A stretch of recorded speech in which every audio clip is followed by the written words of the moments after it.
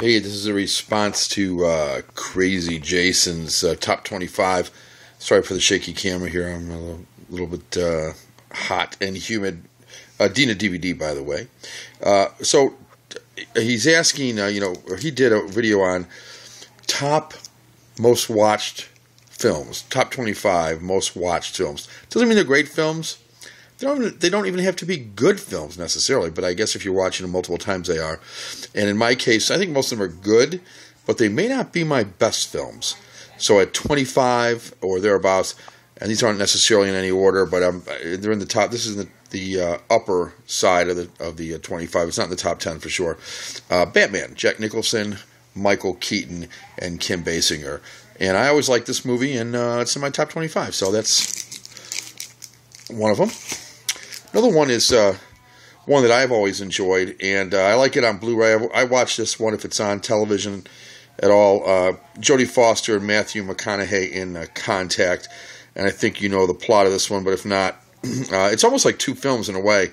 The beginning is her search for extraterrestrial or some sort of sign of life from outer space, and then the second half of the film is what happens if we actually find it. It's a long movie, or at least it seems like it. It's kind of epic, and I like those kind of movies, so that's in my top 25. I watched that quite a bit.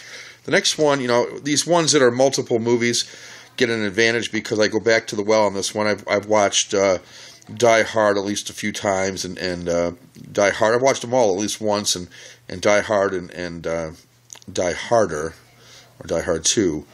And I also have watched, I guess I've watched all of them more than once, so the Die Hard collection with Bruce Willis. And I got this really cheap too, so good deal there. This one, I like sports movies, although this is probably the only one that made it.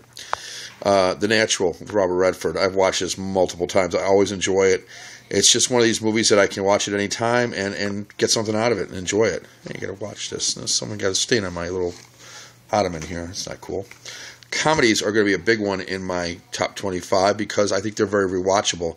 And certainly Tommy Boy with David Spade and the late Chris Farley here, the Holy Schnikey edition. Lots of fun here. I laugh at this thing every time I see it. Chris Farley was a comic genius as far as I'm concerned, and Spade is a perfect foil for him. Non-comedy, non-sports, but Stand By Me, Anniversary Edition. These folks are dead now, aren't they? But anyway, well, at least River Phoenix is.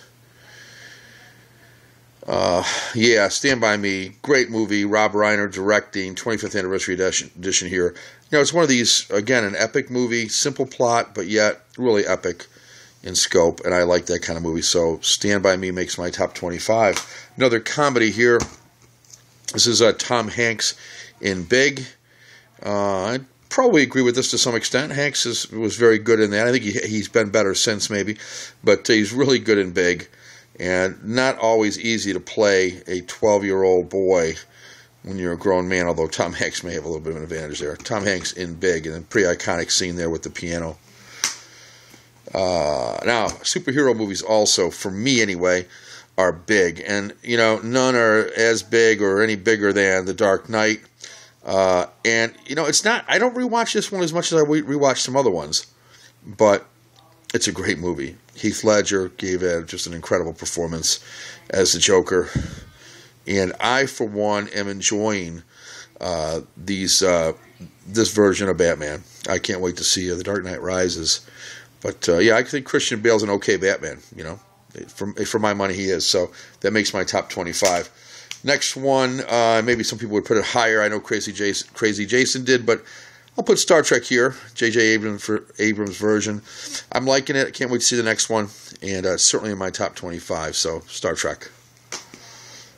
Oh, it's my new Samsung Galaxy 2, not 3, Galaxy 2 with the light on it. Pretty sweet light on this thing. I'm sure my battery's going down to nothing, but anyway, I can charge it. Star Trek, motion picture trilogy, The Wrath of Khan, The Search for Spock, and The Voyage Home. 3, in my mind anyway, excellent movies of the original Star Trek series. And this is, for my money, the best 3 movies that have come out of the Star Trek